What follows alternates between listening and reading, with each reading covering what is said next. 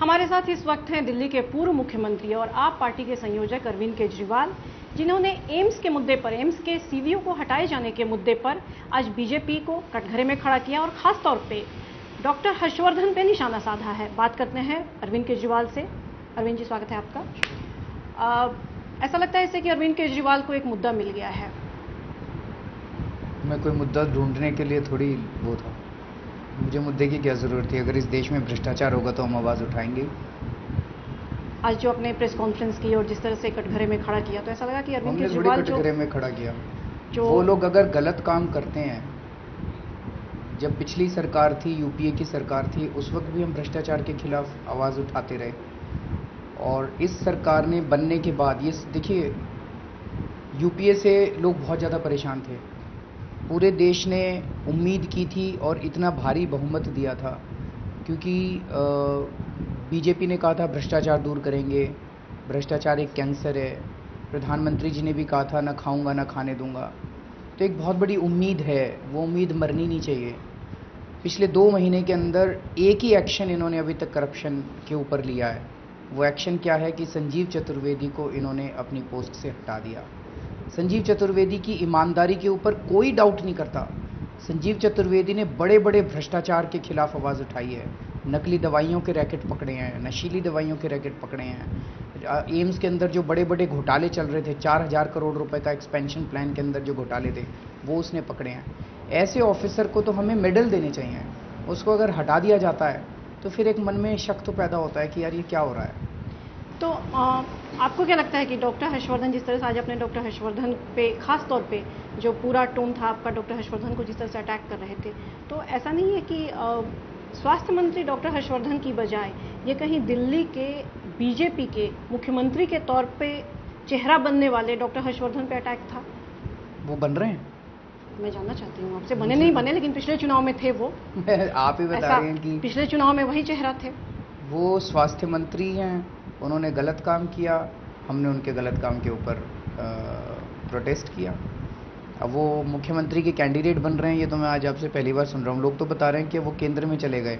मुख्यमंत्री के दावेदार तो जगदीश मुखी या रमेश बिधूरी हैं शायद। ये तो मुझे जानकारी नहीं है, ये भी आप मुझे बता रहे हैं। लेकिन ऐसा लग रहा था कि डॉक्टर हर्षवर्धन, जो कि एक साफ सुथरी छवि के नेता के तौर पर सामने रहे हैं और पिछली बार मुख्यमंत्री के उम्मीदवार भी थे बीजेपी को के, तो ऐसा लग रहा था कि अरविंद केजरीवाल सीधे डॉक्टर हर्षवर्धन को सवाल उन पे खड़े कर रहे हैं, ताकि उन्होंने गलत काम की फाइल नोटिंग दिखाई मैंने आपको, आपके पास है उनकी फाइल नोटिंग जी। हर्षवर्धन साहब ने एक भ्रष्ट ऑफिसर, जिसके लिए सीबीआई ने कहा इसके ऊपर मेजर पेनल्टी लगाओ, एमसीआई ने कहा इसके ऊपर मेजर पेनल्टी लगाओ, सीवीओ ने कहा उसके ऊपर मेजर पेनल्टी लगाओ, हर्षवर्धन साहब ने फाइल नोटिंग करके उसको रफा दफा कर दिया और बरी कर दिया और सारे मामले उसके विड्रॉ कर लिए। तो प्रश्न तो उठने चाहिए, हमने प्रश्न उठाए।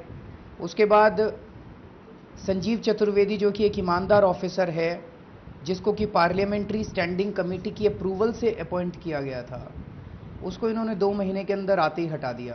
क्यों हटा दिया? क्योंकि उन्हीं की पार्टी के जेपी नड्डा, जो कि जनरल सेक्रेटरी हैं, उन्होंने दबाव बनाया था और बड़े फ्लिम्जी से ग्राउंड्स के ऊपर उसको, संजीव चतुर्वेदी को हटा दिया। हर्षवर्धन साहब के पास एक कंप्लेंट ये भी आई हुई है 1 महीने से कि जो 6 नए एम्स बन रहे हैं उनमें घोटाले हो रहे हैं। Joint secretary ministry of health के अंदर घोटाले कर रहा है, उस पर कोई एक्शन नहीं लिया, घोटालों पे कोई एक्शन नहीं ले रहे। लेकिन संजीव चतुर्वेदी को हटाने में इन्होंने 2 मिनट नहीं लगाया, उसको तुरंत हटा दिया। तो प्रश्न तो उठेंगे, प्रश्न उठाने चाहिए, यही तो जनतंत्र है। जनतंत्र का वो यही तो है। अगर हम सारे सो जाएंगे और कहेंगे अब अच्छी सरकार आ गई जी, अब सारे सो जाओ, तो फिर थोड़ी काम चलेगा। तो यानी आपको साफ तौर पे लग रहा है कि ये जो किया है बीजेपी सरकार की ओर से, ये जो एक्शन हुआ है, उसने उनके सारे जो नारे थे उसको झूठा साबित कर दिया है। देखिए, आज मैंने यही प्रश्न उठाया है, इसमें डॉक्टर हर्षवर्धन का सीधा सीधा इन्वॉल्वमेंट नजर आ रहा है। मैं ये नहीं कह रहा उन्होंने पैसे लिए हैं, लेकिन उन्होंने भ्रष्ट ऑफिसर्स को बचाया है और ईमानदार ऑफिसर को निकाला है। ये तो क्लियर है, कागजों से क्लियर है। मैं कोई भी बात करता हूँ, कागज के पक्के सबूत है, नहीं तो 2 मिनट में ये मेरे खिलाफ केस कर देते हैं। इतने केस कर रखे हैं इन्होंने मेरे खिलाफ। तो मेरे पास कागज है, कागज ये दिखाते हैं डॉक्टर हर्षवर्धन ने बेईमानों को प्रोटेक्ट किया है, खुलेआम प्रोटेक्ट किया है, इलीगल तरीके से प्रोटेक्ट किया है और ईमानदार ऑफिसर को इलीगल तरीके से निकाला, ये क्लियर है। अब प्रधानमंत्री जी नरेंद्र मोदी जी को इसमें इंटरफेयर करना चाहिए। प्रधानमंत्री जी ने काफ़ी विश्वास के साथ लोगों को ये विश्वास दिलाया कि मैं ना खाऊंगा ना खाने दूंगा। ये पहला लिटमस टेस्ट होगा प्रधानमंत्री का। अगर आज नरेंद्र मोदी जी तुरंत इस मामले में हर्षवर्धन जी को हटा देते हैं, संजीव चतुर्वेदी को रिइंस्टेट करते हैं, मैं आपको बता रहा हूं कि एक इतना बड़ा मैसेज जाएगा पूरे देश के अंदर कि नरेंद्र मोदी जी अब भ्रष्टाचार बर्दाश्त करने वाले नहीं है। पूरे देश के अंदर ये एक मामले से पूरा, जैसे मैं जब मुख्यमंत्री बना पहले एक हफ्ते के मैंने क्या किया, सारे मानते हैं आज दिल्ली के अंदर कि 49 दिन की सरकार में अरविंद के टाइम में दिल्ली में भ्रष्टाचार बहुत बुरी तरह से बहुत नीचे आ गया था, काफ़ी नीचे आ गया था। लोगों ने पैसे लेने बंद कर दिए थे, पुलिस वालों ने पैसे लेने बंद कर दिए थे, एमसीडी वालों ने, सारे मानते हैं। क्यों हुआ था? पहले एक हफ्ते के अंदर मैंने 5 ऑफिसर्स के खिलाफ और 17 दिल्ली जल बोर्ड के ऑफिसर्स के खिलाफ एक्शन ले लिया था। पहले एक हफ्ते के अंदर सारी ब्यूरोक्रेसी में मैसेज चला गया था कि अब भ्रष्टाचार बर्दाश्त नहीं किया जाएगा। सब लोग डरने लग गए थे, खौफ पैदा हो गया था। वो मैसेज अब देने की जरूरत है। अगर इस केस में नरेंद्र मोदी जी ने स्ट्रांग एक्शन ले लिया, मैसेज चला जाएगा। लेकिन इस केस में अगर नरेंद्र मोदी जी ने कोई एक्शन नहीं लिया तो मैसेज होगा कि बीजेपी का अगर कोई बड़ा नेता आपके काम में इंटरफेयर करे तो उसकी बात मान लो, नहीं तो आपको निकाल दिया जाएगा। जेपी नड्डा जी ने इसको निकलवाया है, संजीव चतुर्वेदी को जेपी नड्डा ने निकलवाया है। क्यों? क्योंकि एक विनीत चौधरी नाम का एडिशनल चीफ सेक्रेटरी है हिमाचल प्रदेश का, जिसके खिलाफ संजीव चतुर्वेदी ने ढेर सारे करप्शन के मामले केसेस दर्ज करवाए थे, सीबीआई के मामले दर्ज करवाए थे। उनको रफा दफा करवाने के लिए जेपी नड्डा ने इनको निकलवाया है। किस तरह की कार्रवाई आप चाहते हैं कि मोदी सरकार, मोदी जी तुरंत संजीव चतुर्वेदी को रिइंस्टेट करें और हर्षवर्धन साहब से पोलाइटली बोल के इस्तीफा ले लें। ये 2 एक्शन से इतना स्ट्रांग मैसेज जाएगा, मैं आपको बता नहीं सकता। बदलाव आएगा, व्यवस्था बदलेगी। अरविंद केजरीवाल, क्या ऐसा नहीं लगता कि आप एक किलेबंदी कर रहे हैं दिल्ली के चुनावों के मद्देनजर, कि इतना बड़ा हमला बोला जाए और इस तरह से हमला बोला जाए कि बीजेपी पीछे हट जाए? क्योंकि दिल्ली के चुनाव में आपको सीधे दिख रहा है कि आपका मुकाबला बीजेपी के साथ होने वाला है। भाई अगर गलत काम करेंगे तो गलत को कहे, गलत नहीं कहेंगे तो अच्छा कैसे कहें? आप अगर ये सोचे कि मैं कहूँ कि हाँ संजीव चतुर्वेदी को निकाला, बहुत अच्छा काम नहीं, आपने मुद्दा जो उठाया है, ठीक है, आपने मुद्दा उठाया, लेकिन ऐसा लग रहा है जिस तरह से डॉक्टर हर्षवर्धन पिछले चुनाव में, मैं फिर उसी बात पे आऊंगी, पिछले चुनाव में बीजेपी का चेहरा थे और एक बहुत बड़ी बात थी कि डॉक्टर हर्षवर्धन के खिलाफ आप लोग कोई चुनाव में तो चेहरा नहीं है, जो मैं सुन रहा हूं। कोई मुद्दा नहीं ढूंढ पाए थे आप लोग पिछले चुनाव में। तो कहीं ये चिंता तो नहीं है कि अगले चुनाव में भी वो चेहरा बन के न उभरें और आप कोई मुद्दा खड़ा न कर पाए भ्रष्टाचार का या दूसरी तरह का उनके खिलाफ? तो पहले एक मजबूत किलेबंदी कर ली जाए। जैसा मर्जी सोच लो, क्या फर्क पड़ता? आप मीडिया वाले ना यूं करके जलेबियां बना के बड़े अच्छे तरीके से परोसते हो, इससे क्या फर्क पड़ता है? मैंने तो ये सुना है, आप कह रही हैं कि मैंने तो ये सुना है कि अब हर्षवर्धन जी दिल्ली की पॉलिटिक्स में नहीं आ रहे, वो सेंटर में हेल्थ मिनिस्टर बन गए हैं। अब शायद जगदीश मुखी जी या रमेश बिधूरी या यही नाम सुन रहे हैं हम लोग कि ये मुख्यमंत्री का चेहरा होंगे। तो क्या इस मुद्दे को लेकर के अरविंद केजरीवाल दिल्ली में जहां भ्रष्टाचार होगा हम तो आवाज उठाएंगे। हमने भ्रष्टाचार के खिलाफ पिछले 4-5 साल से बहुत बुलंद तरीके से आवाज उठाई है। रॉबर्ट वाड्रा के खिलाफ हो, चाहे नितिन गडकरी जी के खिलाफ हो, चाहे सलमान खुर्शीद साहब के खिलाफ हो, चाहे मुकेश अंबानी जी के खिलाफ। लेकिन आपने सिर्फ आरोप लगाए हैं, कागज दिए हैं भाई साहब, कागज दिए हैं, बिना कागज की बात नहीं की। मेरे खिलाफ इन्होंने सारे केस में छपे हुए आपने आर्टिकल पेश कर दिए, खबरें आपने पेश कर दी। ऐसा नहीं है, कई सारे मामले में ऐसा नहीं है। अगर ऐसा होता ना तो मैं अभी तक जेल में होता। इन्होंने सबने केस कर रखे हैं मेरे खिलाफ, तो मैं कोर्ट के अंदर भी अच्छे सबूत पेश कर रहा हूँ। सब चीजों के सबूत है मेरे पास।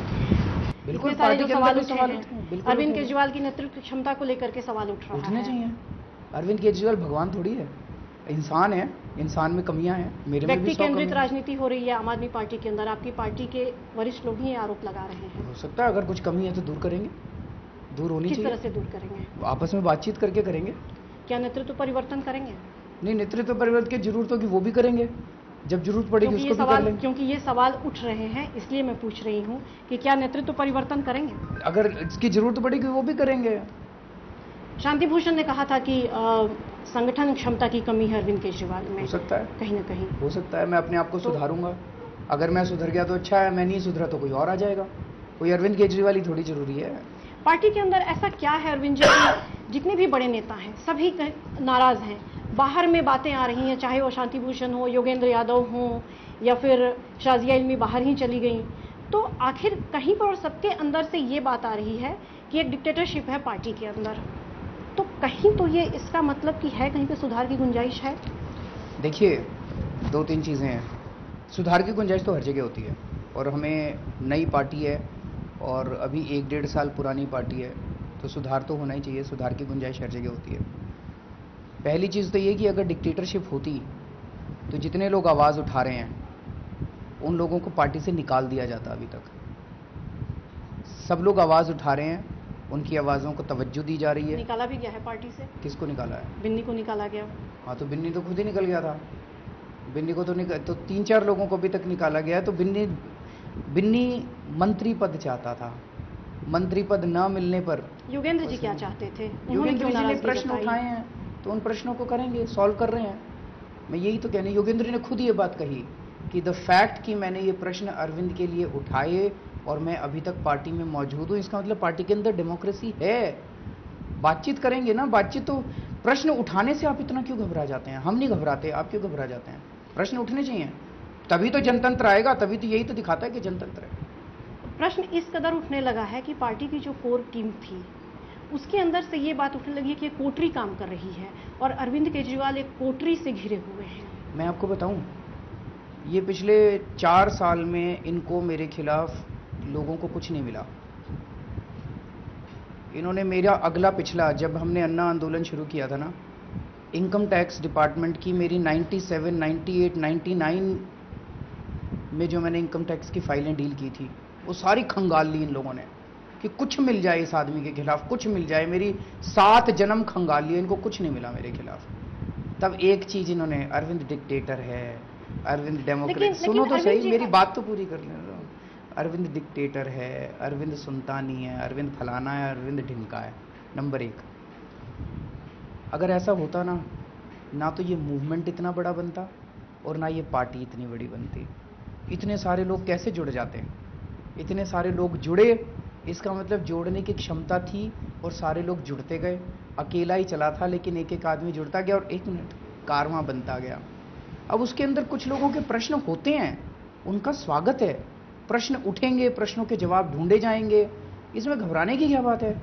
प्रश्न दूसरी पार्टियों में नहीं उठते। प्रश्न आपके ऑर्गेनाइजेशन, जैसे आप एबीपी न्यूज में हैं, आपके यहाँ भी प्रश्न उठते हैं, उनके सवाल ढूंढे जाएंगे, सवालों के जवाब ढूंढे जाएंगे। लेकिन जो डिक्टेटर हैं, ये हैं इस तरह की बातें जो आप कह रहे हैं कि ऐसे उठाए गए, ये सवाल दरअसल आपके अंदर से ही उठे हैं, आपकी पार्टी के अंदर से भी उठने चाहिए, बाहर से भी। शाजिया इल्मी ने कोटरी की बात की थी, डिक्टेटरशिप की बात आपके ही बड़े नेताओं ने की, व्यक्ति केंद्रित पॉलिटिक्स, हाई कमांड वाले कल्चर की बात योगेंद्र जी ने की थी। शांति भूषण जी कह रहे हैं कि संगठनिक क्षमता नहीं है। तो ये बातें उस कोर टीम से उठ रही है जिसने आंदोलन के बाद इस पार्टी को खड़ा करने में पूरी की पूरी भूमिका निभाई। तो इसमें घबराने यही तो कह रहा हूं। वैसे में अरविंद केजरीवाल क्या इन आरोपों का सीधे तौर पे खारिज करते हैं या मानते हैं कि कहीं पर उनके अंदर एक डिक्टेटरशिप वाली भावना है या व्यक्ति केंद्रित राजनीति को बढ़ावा दे रहे हैं वो? भाई, इनर पार्टी डेमोक्रेसी की अगर बात की जाए, आज मैं दावे के साथ कह सकता हूं कि जितनी इनर पार्टी डेमोक्रेसी हमारी पार्टी में है, किसी दूसरी पार्टी में नहीं है। अभी संगरूर के अंदर हम लोग 3 दिन हमारी नेशनल एग्जीक्यूटिव की मीटिंग हुई, 30-40 लोग आए थे उसमें, तो 3 दिन बैठ के ताश थोड़ी खेल रहे थे वहां पे। तो 1 मिनट की बात क्यों नहीं सुनी जा रही है? तो आप जवाब तो सुन नहीं रही, आपके प्रश्न मेरे जवाबों से ज्यादा लंबे हैं। चलिए पहले आप जवाब दे दीजिए, है ना? पहले आप जवाब। तो संगरूर में 3 दिन हमारी नेशनल एग्जीक्यूटिव की मीटिंग हुई, वहां बैठ के ताश तो खेल नहीं रहे थे हम लोग, वहाँ पे चर्चा ही तो कर रहे थे। 3 दिन बैठ के 40 आदमी अगर 3 दिन बैठ के बात कर रहे थे, तो और डेमोक्रेसी क्या होती है? चर्चा 40 लोग अगर बैठ के बातचीत कर रहे हैं तो अरविंद की थोड़ी चल रही है। मैं तो चुनाव भी नहीं लड़ना चाहता था, जो पूरे देश के अंदर हम चुनाव लड़े, मैं इसके सख्त खिलाफ था कि हमें पूरे देश में चुनाव लड़ना चाहिए लोकसभा के। हमारी औकात नहीं थी, लेकिन पार्टी में कुछ लोग चाहते थे, वो डिसीजन हुआ, मैंने डिसीजन माना, मैं गया पूरे देश के अंदर। ये डेमोक्रेसी थी कि जो पार्टी ने निर्णय लिया मैंने माना। अब 3 दिन हम लोगों ने संगरूर के अंदर डिसीजन वो किया। जून के महीने में हमारी नेशनल एग्जीक्यूटिव की मीटिंग हुई, पीएसी की मीटिंग्स होती हैं, सारी चीज़ होती हैं। इनर पार्टी डेमोक्रेसी हमारी पार्टी में कम है, दूसरे मैं ये नहीं मानता, सबसे ज़्यादा है। जैसे सोनिया गांधी जी की कांग्रेस में और नरेंद्र मोदी जी की बीजेपी में चलती है, ऐसे अरविंद केजरीवाल की यहाँ पे इतनी नहीं चलती है। मैं I am first amongst equals, लेकिन अपनी राय रखता हूँ। लेकिन नई पार्टी है, बहुत सारी कमियां हैं, मेरे अंदर भी कमियां हैं, इंसान हूँ, और पार्टी के अंदर भी प्रोसीजर्स में कमियां हैं, उसको ठीक कर रहे हैं।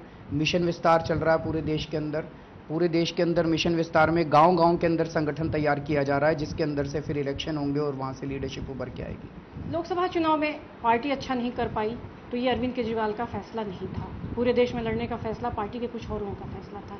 ये तो मैं कई बार बोल चुका हूँ। मैंने जनवरी में जब मैं मुख्यमंत्री था, आपको याद होगा, तब भी मैंने बोला था कि हमें चुनाव नहीं लड़ने चाहिए, और फिर मैंने अगले दिन भी बोला था कि पार्टी में मेरे को खूब डांट पड़ी है जैसे ही मैंने बोला है कि हमें चुनाव नहीं लड़ने चाहिए। पता नहीं आपको याद है कि नहीं याद है।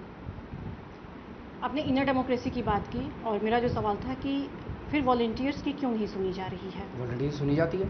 आपके कुछ वॉलंटियर जंतर मंतर पे धरने पे बैठे हुए हैं। कितने बैठे हैं? जितनी भी संख्या हो। मैं बताता हूँ आपको। उनको नाराजगी है कि बात नहीं सुनी जा रही। 10 से 15 के बीच में बैठे हैं।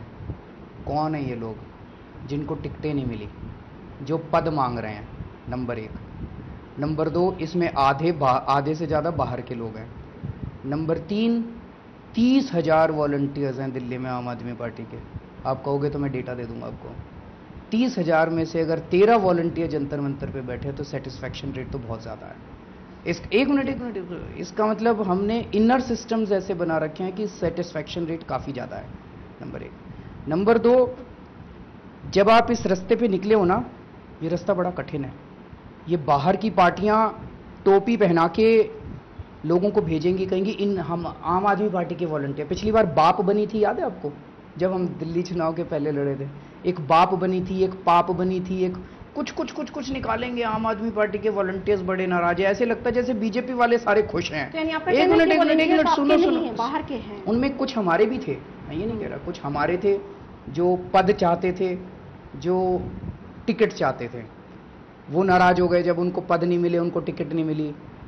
अभी नाम लेना यहाँ ठीक नहीं है, मेरे को एक एक का पता है कौन कौन बैठा है। और कुछ ऐसे हैं जो बाहर से प्लांट किए गए हैं। तो ये छोटी सी बात है, इसको छोड़ ही दो, ये कोई मुद्दा नहीं है। मेरा सवाल अगर 30,000 दिल्ली के वॉलंटियर्स, अरविंद केजरीवाल कई सारे प्रदर्शन के बीच में, धरने के बीच में जाते हैं, वहां पर लोगों से बात करते हैं, तो जब अपने लोग धरने पे बैठे हैं तो क्या उन्हें मनाने की कोशिश अरविंद केजरीवाल करेंगे? जब उनकी नीयत, उनको तो पद चाहिए, उनको तो टिकट चाहिए। जिसको इस पार्टी में पद और टिकट चाहिए, आज पार्टी छोड़ के चले जाएं। केजरीवाल भी इस पार्टी में पद और उसके लिए नहीं आया। सब कुछ त्याग रखा है, सब कुछ दांव पे लगा रखा है, तन मन धन परिवार सब कुछ दांव पे लगा रखा है। जिन जिन लोगों को देश के लिए काम करना है वो पार्टी में आए हैं। जिन जिन लोगों को पद और टिकट का लालच है, आज पार्टी छोड़ के चले जाएं। तो क्या अरविंद केजरीवाल, वो गलत पार्टी में आ गए। अरविंद केजरीवाल दिल्ली के मुख्यमंत्री के तौर पे चुनाव नहीं लड़ेंगे? नहीं लड़ेंगे, अगर जरूरत पड़ी तो लड़ेंगे, लेकिन मुख्यमंत्री बनने के लिए नहीं आए हैं हम। सब कुछ दांव पे लगा के आए हैं। मुख्यमंत्री आज भारत के इतिहास में अकेला ऐसा एग्जाम्पल है कि किसी ने अपनी मुख्यमंत्री की कुर्सी उसके लिए छोड़ी थी। क्या पार्टी में दूसरों के लिए संभावनाएं तलाशेंगे कि अगर कोई और मुख्यमंत्री बनना चाहता हो? क्योंकि आपकी पार्टी के अंदर से इस तरह की बातें आई थी कि कोई नेता बीच में सरकार बनाने की कोशिश कर रहे थे कि मुख्यमंत्री अरविंद केजरीवाल नहीं कोई और बन जाए। वो सब बकवास था। मनीष सिसोदिया को बोल रहे हैं ना, मनीष ने कभी नहीं कहा। अरविंदर लवली ने बोल दिया और आपने मान लिया। अरविंदर लवली बोले वो सारा ठीक, हम सॉरी जो बोले वो सारा गलत।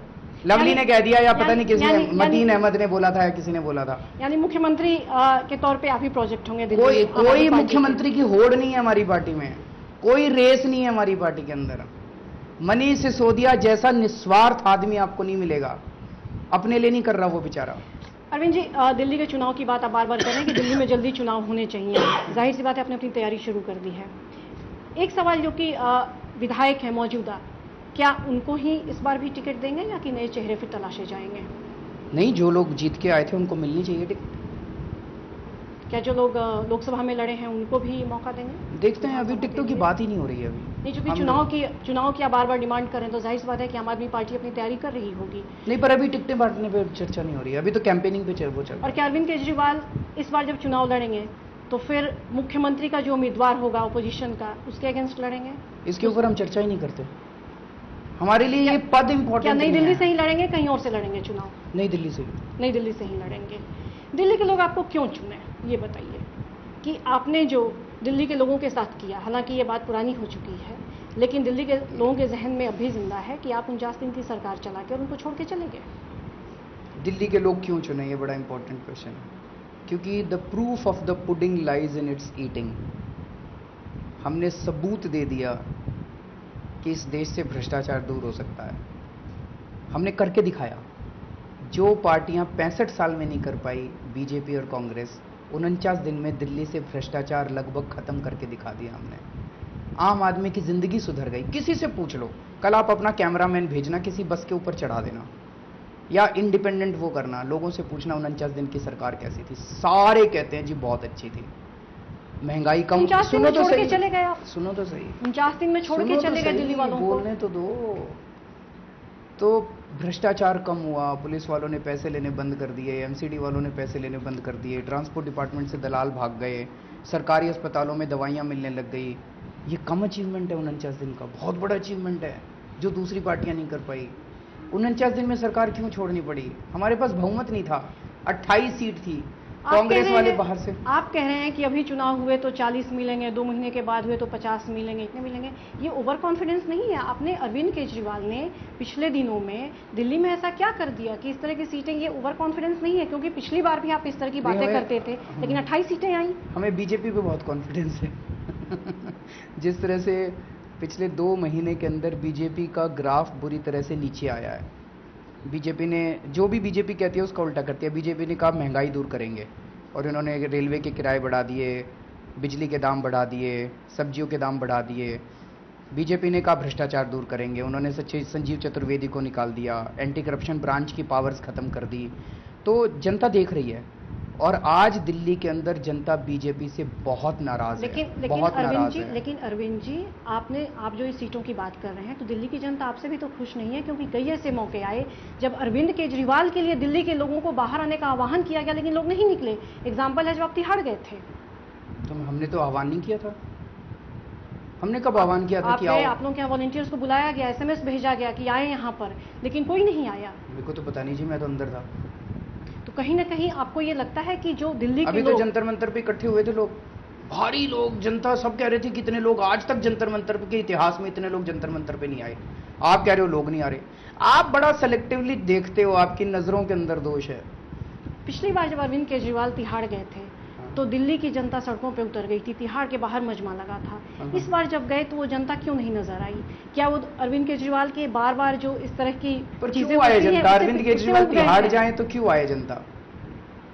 मुझे तो नहीं समझ आता क्यों आए ना। तो मैंने बुलाया था, लोग उठ गए हैं। आपको नहीं लगता कि लोगों का मोह भंग हो गया है? क्या आप इस तरह की चीजें करते हैं कि अचानक मैं जमानत नहीं लूंगा, जेल जाऊंगा? प्रिंसिपल की बात थी, मैं चला गया अंदर।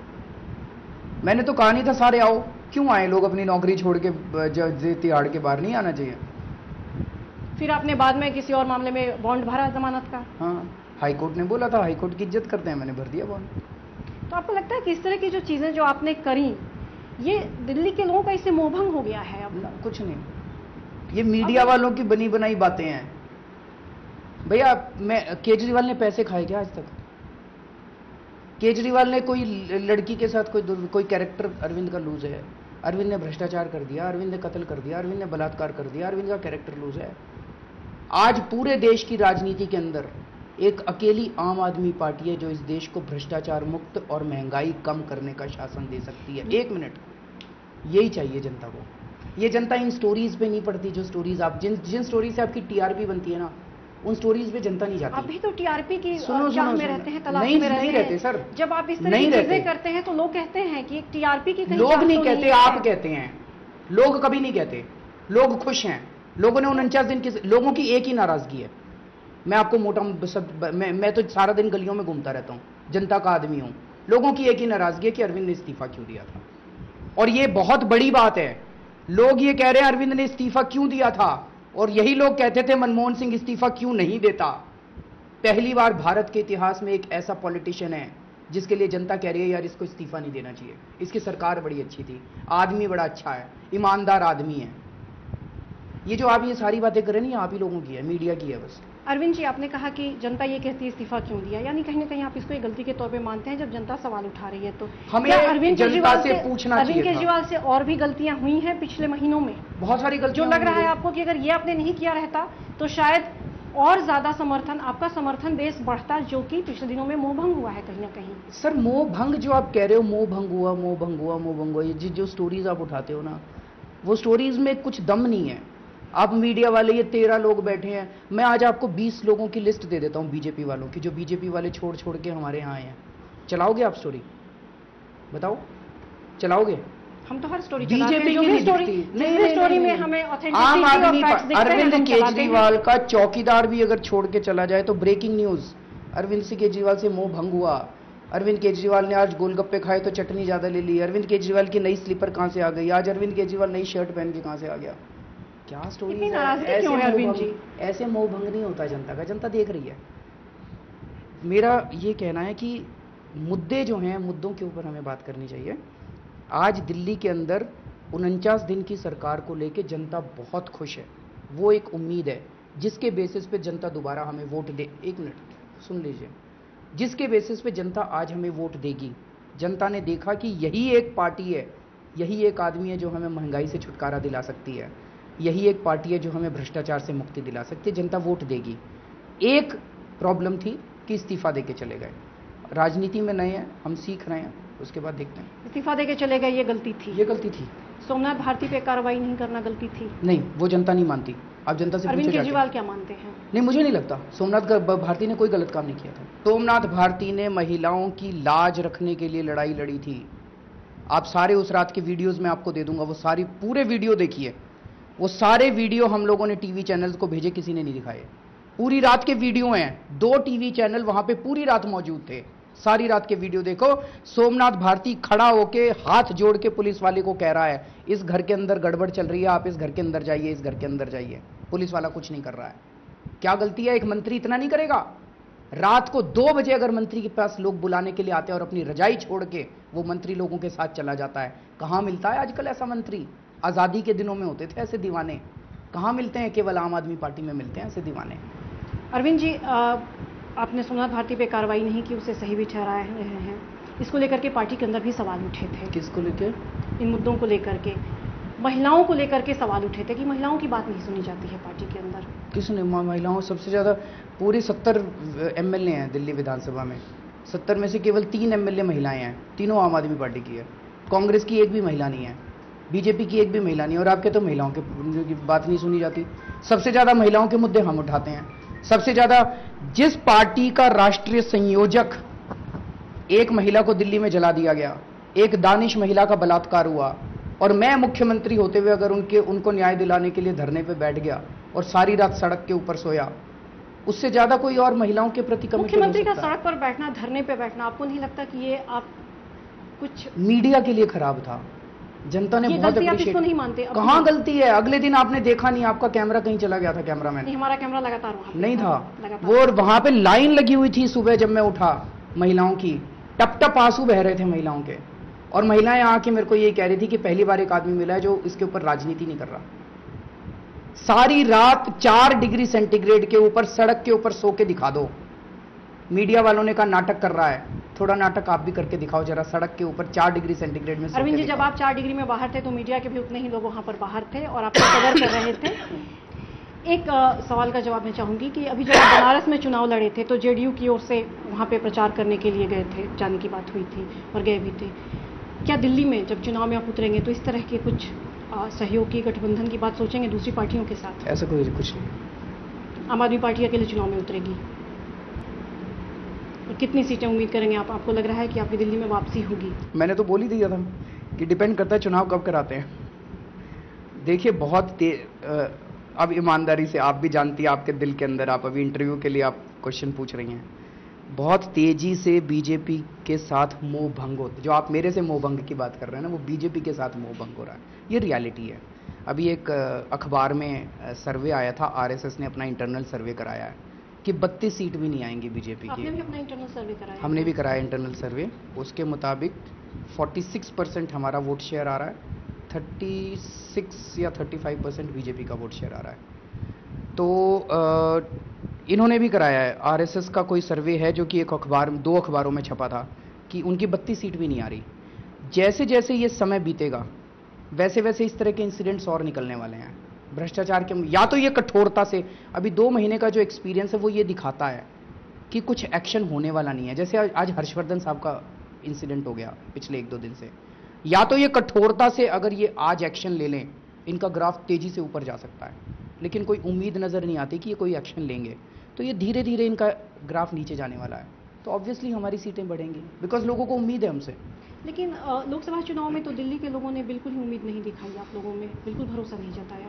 नहीं, ऐसा मतलब हम माने या ना माने, मोदी जी की बहुत ज़बरदस्त वेव थी उस टाइम, और उस वेव के अंदर जब दूसरी सारी पार्टियां बिल्कुल धुल गई, एक तरह से अगर आप देखें उत्तर प्रदेश का हाल देखा आपने, बिहार का हाल देखा, एक आंधी थी वो, उस आंधी के अंदर जब सारे बह गए, उसको देखते हुए हमारा वोट शेयर इंक्रीज हुआ दिल्ली के अंदर, यही काफ़ी बड़ी बात है, सीट्स नहीं आई।